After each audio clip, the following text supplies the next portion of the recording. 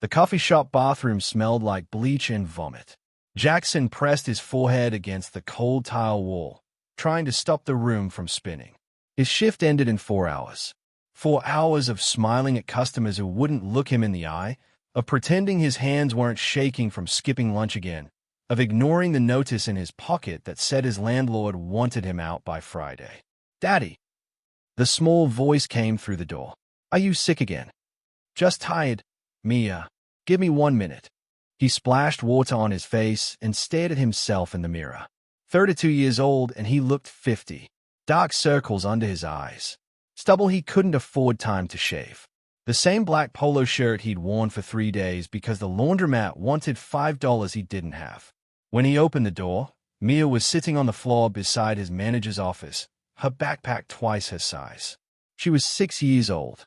She should have been in after-school care, not spending every afternoon in a coffee shop storage room doing homework on top of flour sacks.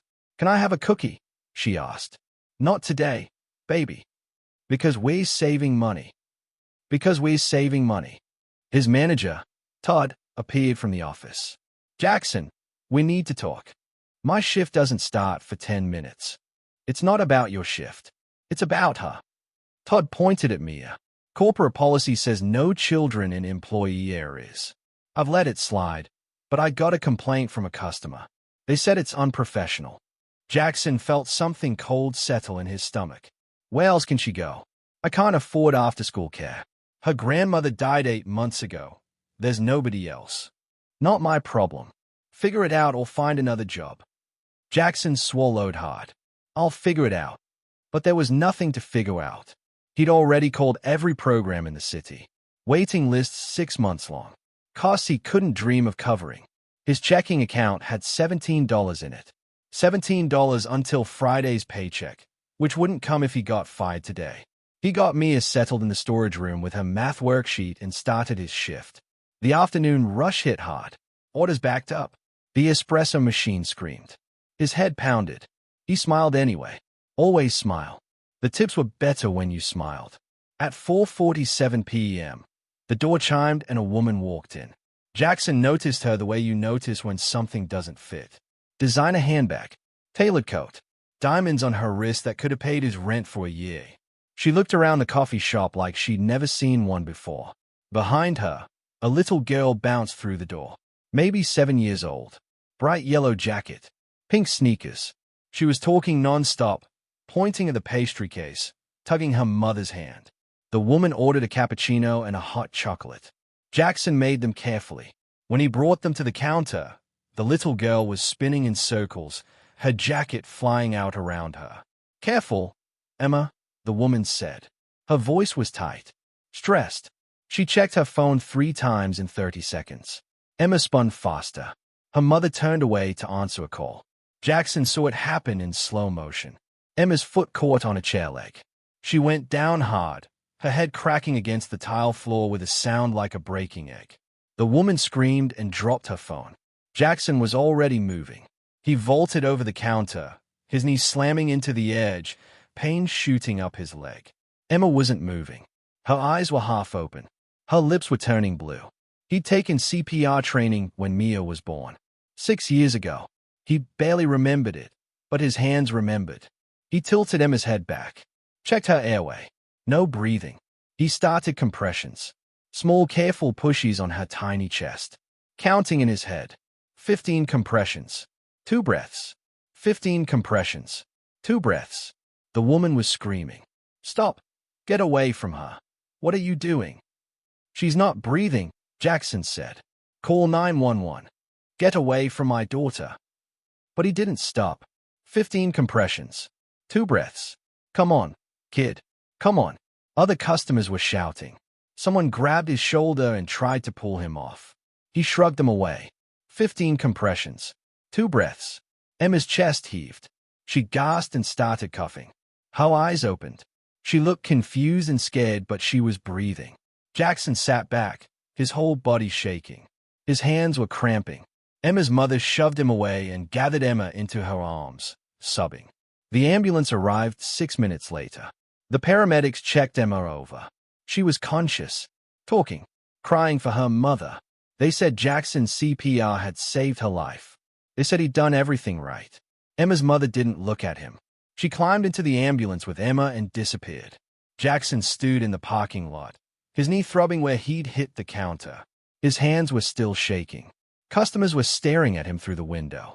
Todd appeared beside him. "You need to go home," Todd said. "My shift isn't over. You need to go home now." Jackson didn't understand until he got back inside and saw the looks on people's faces. Fear, disgust. A woman pulled her child away from him. Todd took him into the office and closed the door. That woman, Emma's mother? She called the police from the ambulance. She said you attacked her daughter. She said you were doing something inappropriate before she fell, that you knocked her down and then used CPR as a cover to assault her. The words didn't make sense. Jackson stayed at Todd. What? She's rich. Her husband is some big deal. She's pressing charges. The police are coming. You need to leave before they get here. But I saved her. The paramedics said so. I know what you did. But she's got lawyers and money, and you're a guy nobody knows working minimum wage. Corporate called. They said I have to let you go. Effective immediately. Jackson felt the floor tilt. You're firing me.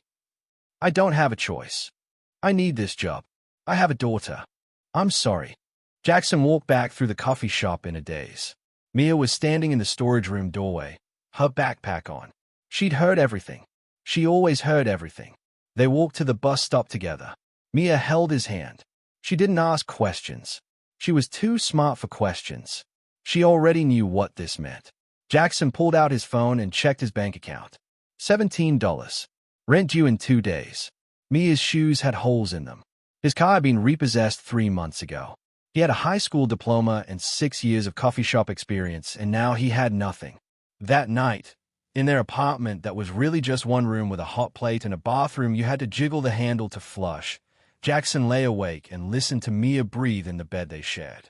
He thought about Emma, about her blue lips, about her mother screaming, about the way everyone had looked at him like he was a monster. He'd saved a little girl's life, and it was going to destroy him. 2 years earlier, Jackson had been different. Not better, just different. He'd worked as an electrician's apprentice. Nothing fancy. Decent pay. Enough to rent a 2-bedroom apartment in a safe neighborhood. Enough to take his mother and his daughter to dinner on Sundays. Enough to put $20 a week into savings and pretend he was building something. His mother had lived with him. Stage 4 lung cancer. She'd never smoked a day in her life. Just bad luck. The kind that hollowed you out and made you stop believing in fairness. She'd lasted 18 months after the diagnosis. Long enough to see Mia start kindergarten. Long enough to make Jackson promise he'd take care of their little girl. Long enough to cost more money than Jackson had ever seen. The insurance covered some. Not enough. Never enough. Medical bills piled up. Collections agencies called 15 times a day. Jackson worked double shifts and came home to find his mother sleeping in a chair because lying down hurt too much. Mia would climb into her grandmother's lap anyway, careful of the tubes, and read picture books in a whisper. The week his mother died, Jackson's boss cut his hours. Budget problems. Jackson understood. He always understood. Understanding didn't pay the funeral costs. Understanding didn't explain to a 5-year-old why grandma wasn't coming back. He burned through his savings in a month. Lost the apartment in 3. The electrician laid him off completely. Gave him a reference letter and an apology. Jackson found the coffee shop job the same week he moved into the single room with the hot plate. That was 8 months ago. 8 months of holding on. Of telling Mia everything would be okay. Of skipping meals so she could eat. Of walking 40 minutes to work to save the bus fare. Of watching his daughter grow quieter and smaller and more afraid. Now he was fired. The police came to the apartment the next morning. 2 officers. They asked Jackson to come to the station for questioning. They used words like alleged assault and inappropriate contact. They read him his rights. They took his fingerprints. Jackson answered every question. Told them exactly what happened. The officers wrote everything down. Their faces said they didn't believe him. Emma's mother is Victoria Chen, one officer said. Her husband owns half the real estate in this city. They are very concerned about their daughter's safety. Very concerned about predators. Predators. The word hit Jackson like a fist. They let him go after 3 hours. No charges yet. But they be in touch. Stay available. Don't leave town. The buildings seemed to know what those words meant. By that afternoon, the story was on the news. Local outlets picked it up first, then social media got hold of it. Coffee shop employee accused of assault. Rich family's daughter in danger. Brave mother speaks out. Victoria gave an interview from her hospital room where Emma was being kept for observation. She cried on camera. She said she'd trusted Jackson, that she'd let her guard down for one moment and he'd taken advantage. The video went viral. Jackson's name was everywhere. His face. His address. Strangers started showing up outside his building. Someone spray-painted Predator on his door. The landlord told him to pack up and get out. He had until Friday. 2 days. Jackson spent those 2 days calling every contact he had. Old co-workers. His former boss. The temp agencies. Nobody was hiring. Nobody would touch him. His name was poison. The collections agencies called constantly. Medical bills from his mother. Credit card debt. Overdraft fees. He owed $17,000 to hospitals and banks and faceless corporations. He made $17 an hour before taxes. Before, he took Mia to school on Friday morning, the last morning they had the apartment. She'd stopped talking. She just held his hand and walked beside him, her 2 small shoes shuffling on the sidewalk. "Are we going to be okay?" she asked when they reached the school. "Yes," Jackson lied. He spent the day packing their things into garbage bags. Everything they owned fit in 4 bags. Clothes, books, Mia's stuffed rabbit, his mother's jewelry box with a broken latch. At 3 p.m., he picked Mia up from school. They took the bus across town to a shelter he'd called that morning. The woman on the phone said they might have space. Might. Family shelters filled up fast. The shelter was full. The next one too. And the next. By 7 p.m., Jackson and Mia were sitting on a bench at a bus stop, 4 garbage bags at their feet, nowhere to go. It was October. Cold. Mia pressed against his side, shivering. "I'm hungry," she whispered. Jackson had $3 left. He bought her a gas station sandwich and a juice box. She ate half and tried to give him the rest. He told her he wasn't hungry. They rode the bus all night. Mia slept against his shoulder. Jackson watched the city roll past the windows and tried to figure out what came next. Food stamps took weeks to process. Welfare had waiting periods. Every social service he'd ever called had forms and requirements and gaps where people like him fell through. On Saturday morning, they went to the public library. Free, warm, safe for a few hours. Mia did her homework at a table while Jackson searched job listings on a public computer. Nothing. His background check was flagged now. Accused predator. No trial, no conviction, but the accusation was enough. He took Mia to a park that afternoon. Sat on a bench while she played on the swings. A few other kids were there. Their parents watched Jackson with cold eyes. One mother gathered her children and left. Jackson wanted to scream at them that he'd saved a girl's life, that he was innocent, that he had a daughter too. He didn't scream. He just sat there and felt invisible. That night, they slept in a 24-hour laundromat. Jackson wedged garbage bags against the window so Mia could sleep on the floor between the washing machines without the streetlights keeping her awake. He sat in a plastic chair and watched the door. Every time someone came in, his whole body went tight, ready to grab Mia and run. By Sunday, Jackson could barely stand. His head was pounding. His vision kept blurring. He hadn't eaten in 2 days. When he tried to get up from the laundromat floor, his legs buckled. "Daddy." Mia's voice was scared. "Daddy, what's wrong?" "Just tired, baby." But it wasn't tired. His chest hurt. His left arm was numb.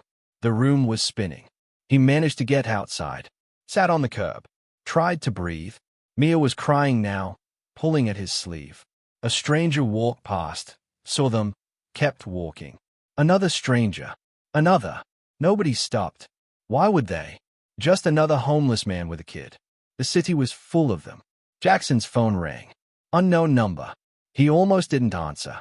But Mia was sobbing and his chest felt like it was being crushed, and maybe it was a job. Maybe someone was calling with work. Maybe this nightmare could end. "Is this Jackson Brooks?" A woman's voice. Calm. Professional. "Yes. This is Dr. Patricia Morrison." I'm calling on behalf of Victoria Chen. Jackson's hand tightened on the phone. Victoria, Emma's mother, the woman who destroyed his life. What do you want? Mrs. Chen would like to meet with you. Today, as soon as possible. It's important. I don't have anything to say to her. Please, Mr. Brooks. She knows the truth now. She's seen the security footage from the coffee shop. She knows what really happened. She wants to apologize. She wants to make things right. Jackson laughed. It came out broken and sharp. Make things right. I lost my job. My home. My daughter is homeless because of her. I understand. And Mrs. Chen understands. That's why she needs to see you. Please, 1 hour of your time. I'll send a car to wherever you are. Jackson looked at Mia, at her tear-streaked face and her 2 small shoes and her backpack that held everything she owned. He looked at the garbage bags on the curb, at the laundromat where they'd spent the night, at the empty street where nobody stopped. Fine, he said. 1 hour. The car arrived 20 minutes later. Black. Expensive. The driver opened the door without a word. Jackson and Mia climbed in. Mia's eyes went wide at the leather seats, at the bottles of water in the console, at the tablet screens on the back of the front seats. They drove for 30 minutes. Out of the city, into a neighborhood Jackson had never seen before. Houses bigger than his entire apartment building. Gates. Security cameras. Perfect lawns. The car stopped in front of a house that looked like a museum. 3 stories. White columns. Windows everywhere. The driver opened their door. Mrs. Chen is waiting in the solarium. Jackson had no idea what a solarium was. He held Mia's hand and followed the driver through a front door that must have cost more than Jackson had earned in his entire life. Inside, everything was white and gold and silent. Their footsteps echoed on marble floors. Paintings on the walls that probably had names Jackson wouldn't recognize. The kind of wealth that didn't need to announce itself. The driver led them through a hallway and into a glass-walled room filled with plants and sunlight. Victoria was sitting in a white chair beside a fountain. Emma was curled up on a couch, reading a book. Both of them looked up when Jackson and Mia entered. Victoria stood. She was smaller than Jackson remembered. Thinner. Her face was pale. Her eyes were red. Mr. Brooks, she said. Thank you for coming. Jackson didn't say anything. He just stood there. Mia pressed against his leg. Victoria looked at Emma. Emma, can you tell Mr. Brooks what happened? Emma put down her book. She looked at Jackson with big, serious eyes. I fell and hit my head. You saved me. Mommy was scared and made a mistake. I'm sorry. Victoria's face crumpled. I'm sorry. I was terrified. I saw you on top of her and I panicked. I didn't think. I just reacted. And then later, when I calmed down, I wanted to take it back, but the police were involved and the lawyers were talking and everything moved so fast. I tried to tell them I was wrong, but they said it was too late, that the story was out there. I watched the security footage yesterday. I saw everything. You saved my daughter's life, and I destroyed yours. Jackson felt nothing. He was too tired for anger, too empty for relief. Why did you call me here? He asked. Because I need to fix this. I called the police and told them I'm dropping all accusations. I've issued a public statement. I've spoken to every news outlet that covered the story. By tomorrow morning, everyone will know the truth. You're innocent. You're a hero. That doesn't give me my job back. That doesn't give me my apartment back. That doesn't give my daughter a place to sleep tonight. Victoria flinched. I know. That's why I'm offering you a job. My husband's company needs an electrical supervisor. It pays $90,000 a year. Full benefits. Housing allowance. I've already cleared it with HR. Jackson stared at her. $90,000. He couldn't picture that much money. It was abstract. Impossible. Why would you do this? He asked. Victoria's eyes filled with tears. Because I have a daughter too. And I can't imagine what it would be like to watch her suffer because of something I did. Because you saved Emma's life and I nearly destroyed yours. Because this is the only way I know how to say I'm sorry. Jackson looked at Mia. She was staring at Emma's book, at the clean couch, at the fountain. She looked so small, so tired. Okay, Jackson said. Okay. The job started Monday. Jackson still couldn't believe it was real. $90,000 a year. Health insurance. Dental. Vision. a housing allowance that covered a two-bedroom apartment in a building with a doorman and a playground. He kept waiting for someone to tell him it was a mistake. Nobody did. Victoria's husband, Richard, ran a property development company that managed half the construction projects in the city. He met with Jackson personally. No awkwardness. No pity. Just a firm handshake and a folder full of paperwork. "You have an electrician's license?" Richard asked. "Apprentice level. Never finished the full certification." "We'll get you certified. Company will cover the costs. You'll supervise 3 crews across 6 projects. Victoria tells me you're reliable. That's all I need to know." Jackson signed the papers in a daze. Start date Monday. Company truck. Tool allowance. Retirement matching. Words he'd stopped letting himself think about. That weekend, he and Mia moved into the apartment. 2nd floor. Windows that locked. A kitchen with a real stove. 2 bedrooms. Mia stood in the doorway of her room and cried. She had her own bed, her own closet, her own space. "Is this really ours?" she asked.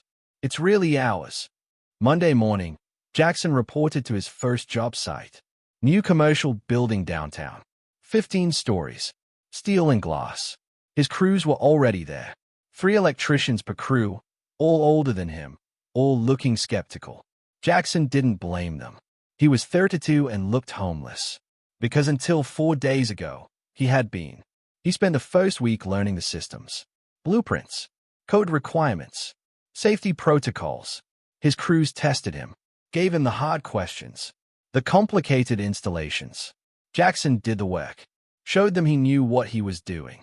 By Friday, they'd stopped looking skeptical. His first paycheck hit on the 15th. Jackson stayed at his phone for 10 minutes. After taxes, $7,200. More money than he'd made in 6 months at the coffee shop. He paid his mother's medical bills. All $17,000. Paid off his credit cards. Bought Mia new shoes. Bought himself a winter coat. Put $1,000 in savings. The public vindication helped. Victoria had done what she promised. Every news outlet that covered the accusation covered the retraction. Hero coffee shop worker falsely accused. Rich mother apologizes. Jackson's face was everywhere again, but this time the comment sections were different. Supportive. Angry on his behalf. People started recognizing him on the street.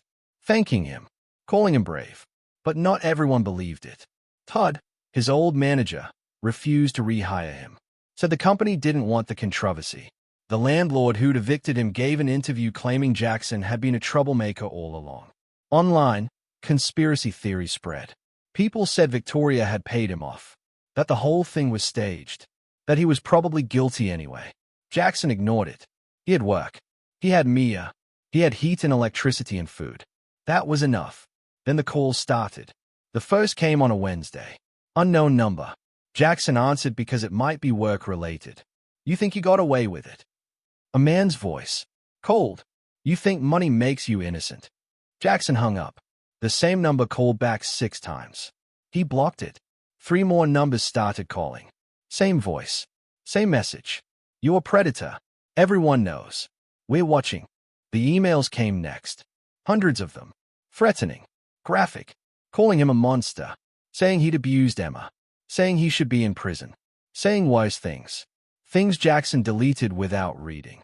Someone posted his new address online. Strangers showed up outside his building. Taking photos. Following Mia to school. The building manager called security. The police filed reports. Nothing stopped it. At work, someone spray-painted his company truck. Same word as before. Predator. Richard saw it and ordered a new vehicle immediately. Told Jackson to ignore it. But you couldn't ignore that word. It got under your skin. Made you paranoid. Made you wonder if everyone was staring. Victoria called him one evening. "I'm so sorry, Jackson. I hired a PR firm to try to contain this. But the online harassment is out of control. I've reported the accounts. Contacted platforms. Nothing seems to work." "It's fine," Jackson said. But it wasn't fine. Mia had stopped playing outside. She'd started having nightmares again. Kids at school had heard the rumors. Called her daddy a bad man. She'd come home crying twice that week. On Friday, Richard called Jackson into his office. Jackson's stomach dropped. He'd been here before. Nice office. Apologetic tone. Sorry, we have to let you go. But Richard didn't fire him. He slid a folder across the desk. There's a project in Portland. 6-month contract. Site supervisor position. Same pay. Full relocation assistance. I think you should take it. You're sending me away. I'm giving you an option. The harassment isn't stopping. It might be better for you and Mia to start fresh somewhere else. Somewhere nobody knows your face. Jackson looked at the folder. Portland. 3,000 miles away. No history. No cameras. No strangers following his daughter. Can I think about it? Take the weekend. Jackson took Mia to dinner that night. Real restaurant. Tablecloths. Menus without prices. She ordered spaghetti and got sauce all over her face and laughed for the first time in days.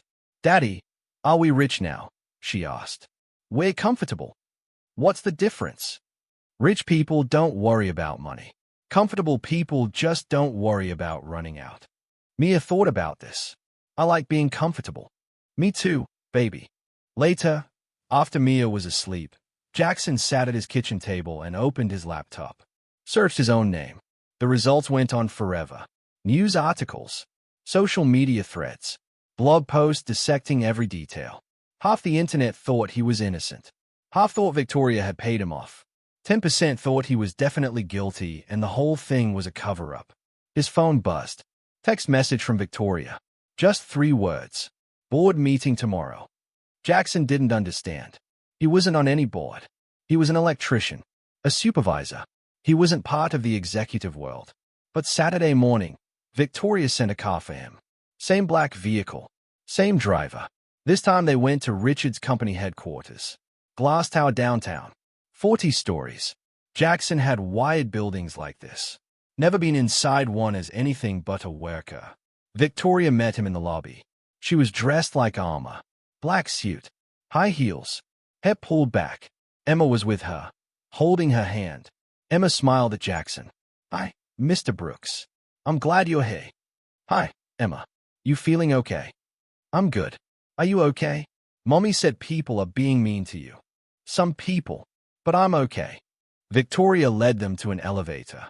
Press the button for the 40th floor. The board is meeting this morning. Richard's company, but also representative from the city's major construction firms. They are discussing new safety protocols after several workplace incidents. I asked to add an item to the agenda. They agreed. The elevator doors opened. Conference room. 20 people in expensive suits. Richard at the head of the table. He stood when Jackson entered. Everyone, this is Jackson Brooks. Some of you may recognize him from recent news coverage. Jackson, please have a seat. Jackson sat today. Victoria sat beside him. Emma climbed into the chair on his other side. Richard addressed the room. 3 weeks ago, my wife made a terrible mistake. She falsely accused Jackson of assaulting our daughter. The accusation was based on fear and misunderstanding. The truth is that Jackson saved Emma's life. He performed CPR when she stopped breathing. He's a hero. But because of my wife's initial accusation, Jackson lost his job, his home, his reputation. He and his young daughter were homeless. They slept in a laundromat. Silence. Uncomfortable shifting. Nobody looked at Jackson. My wife and I have tried to make amends. We hired Jackson. We've issued public statements. But the damage is ongoing. Jackson is still being harassed. His daughter is still being targeted. And I've realized that private apologies aren't enough. The system that destroyed Jackson in 24 hours needs to be held accountable.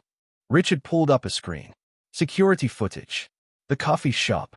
Jackson saw himself vaulting over the counter. Saw Emma fall. Saw his hands on her chest. Saw the woman, Victoria, screaming. Every person in this room employs hundreds of workers, Richard continued. People who could be Jackson.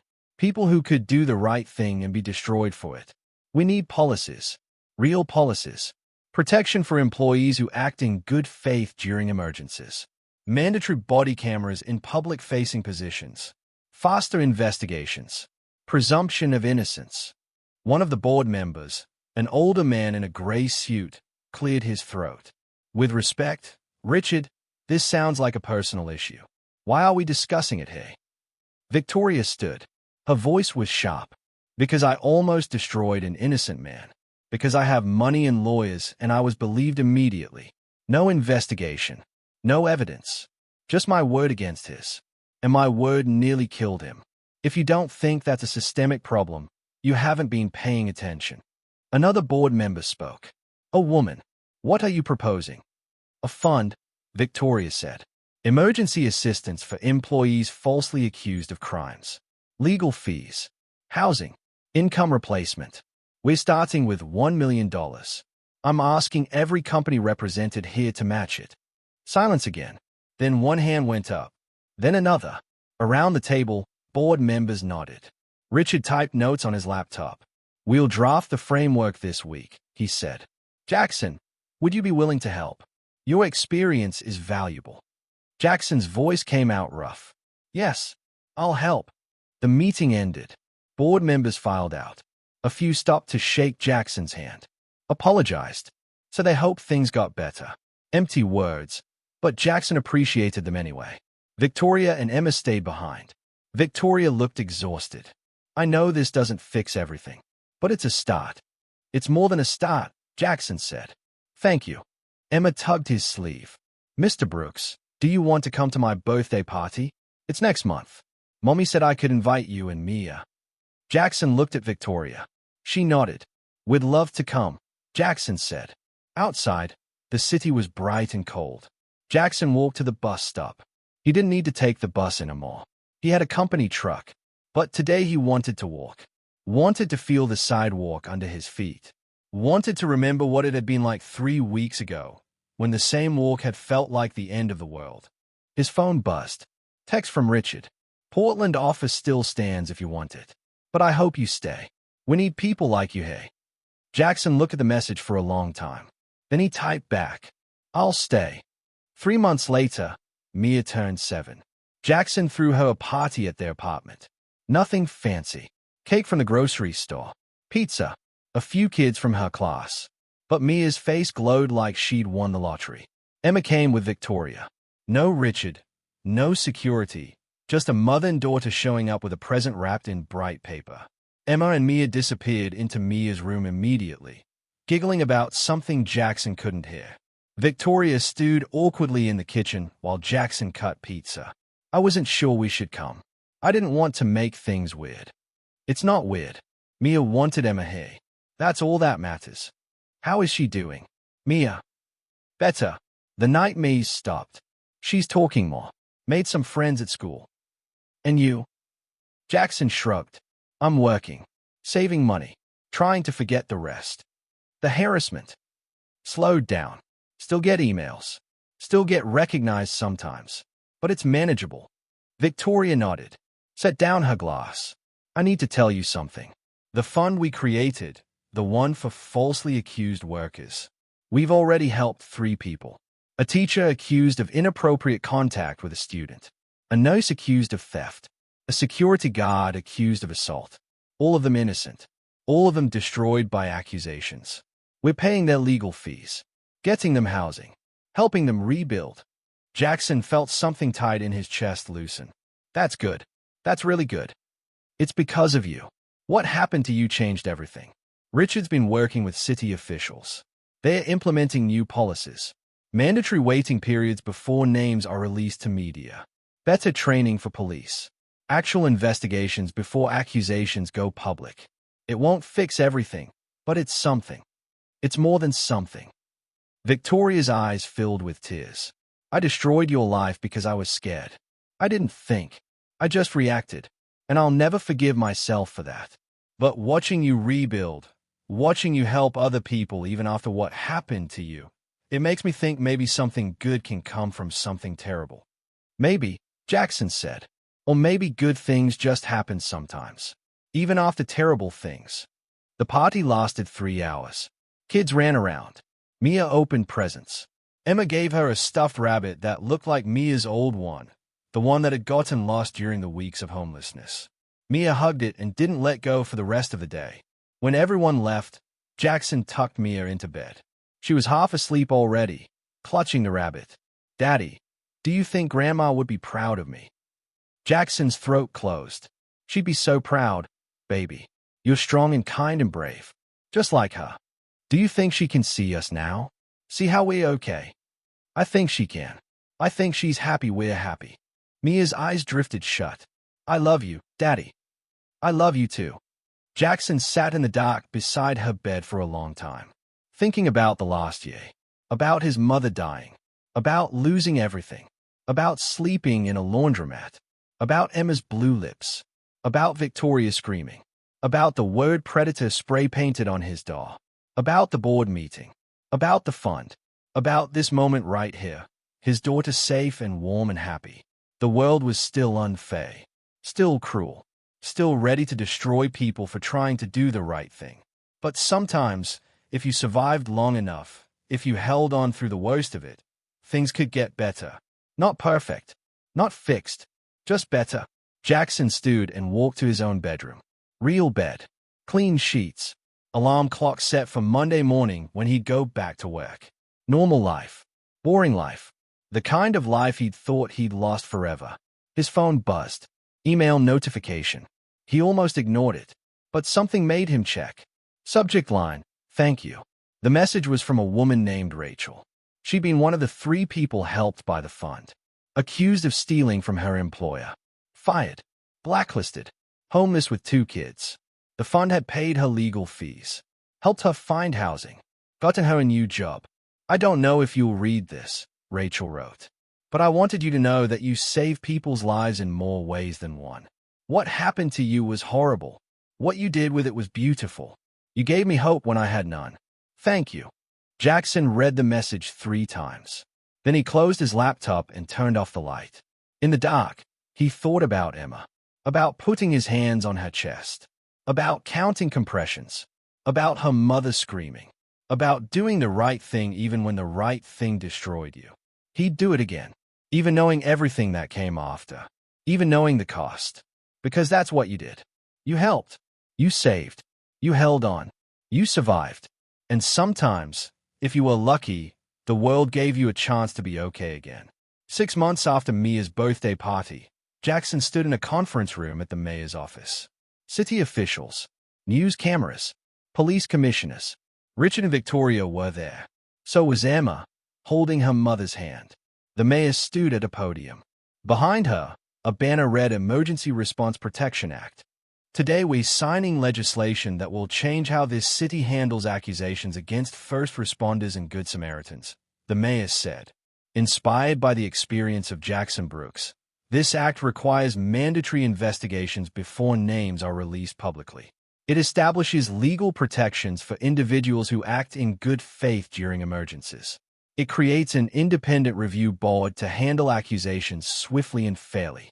And it provides emergency support for those wrongly accused while investigations are ongoing. Cameras flashed. Reporters asked questions. Jackson stood off to the side, uncomfortable in the suit Richard had bought him for the occasion. He didn't want to be here, didn't want his face on the news again. But Victoria had asked him to come. Said it mattered. After the mayor finished, Victoria approached the microphone. Emma stood beside her.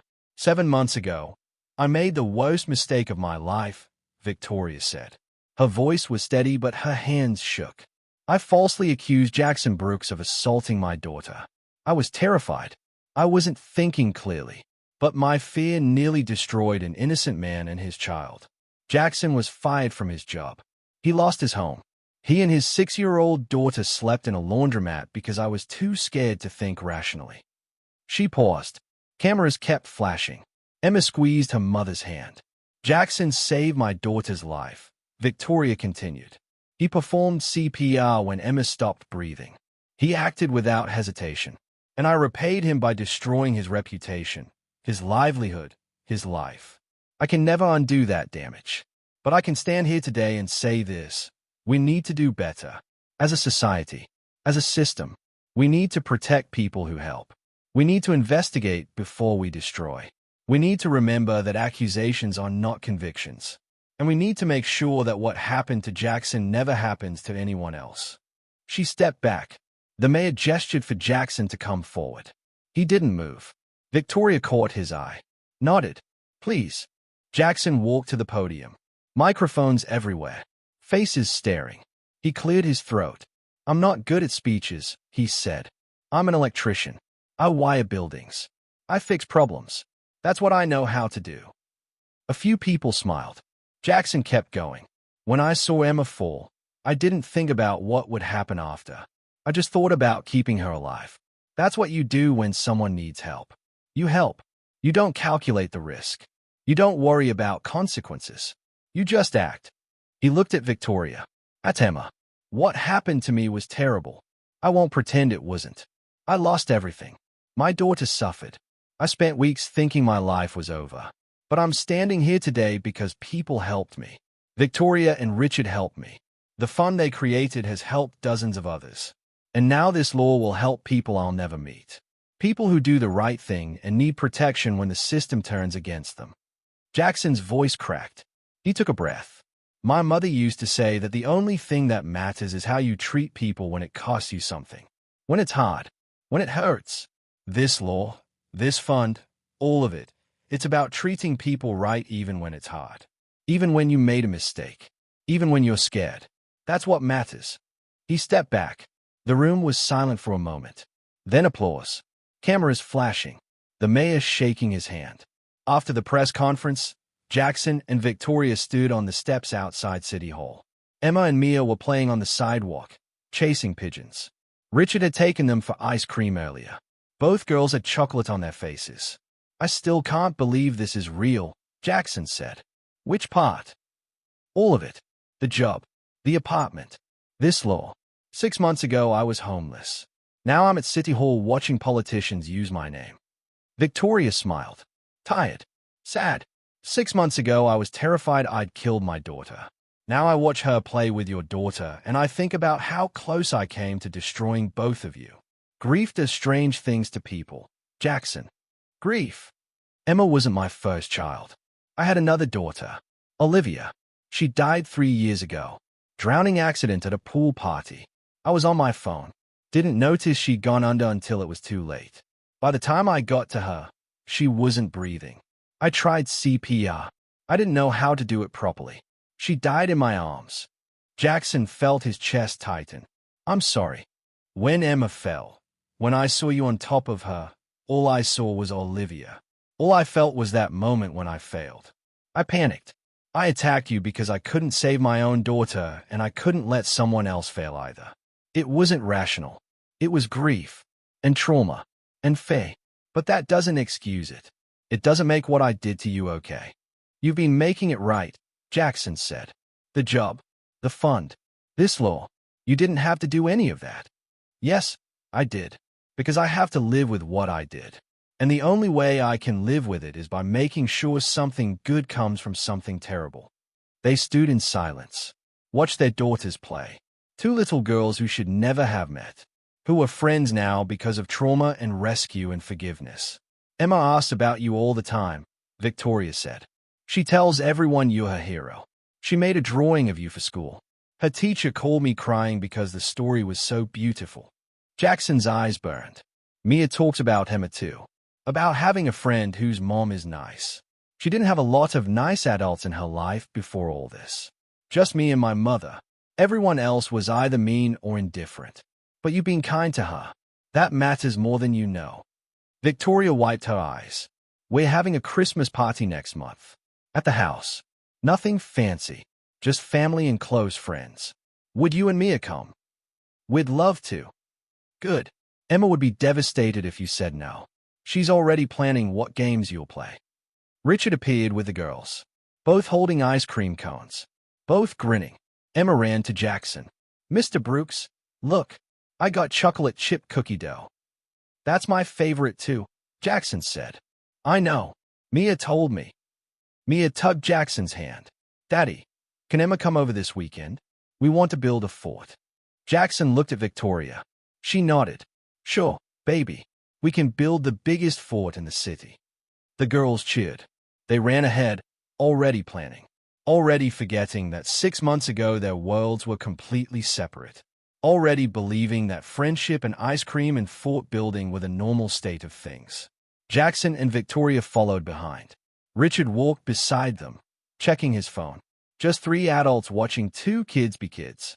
Just a normal moment in an abnormal year. I'm putting your name on the fund, Victoria said suddenly. The Jackson Brooks Emergency Assistance Fund. It should be named after you. After what you survived. You don't have to do that. I want to. People should know who you are. What you represent. You're not just a news story. You're not just a victim or a hero. You're a person who suffered and came through it and decided to help others instead of becoming bitter. That deserves to be remembered. Jackson didn't know what to say. He watched Mia chase Emma around a fire hydrant. Watched his daughter laugh. Really laugh. The sound he'd thought he'd lost forever when they were sleeping in the laundromat. Okay, he said. If it helps people, use my name. Victoria smiled. It will help people. I promise you that. They reached Richard's car. Black. Expensive. Same one that had picked Jackson up all those months ago when he'd been sitting on a curb with garbage bags full of everything he owned. Same one that had driven him to this new life. The girls climbed in. Still chattering. Still planning their fort.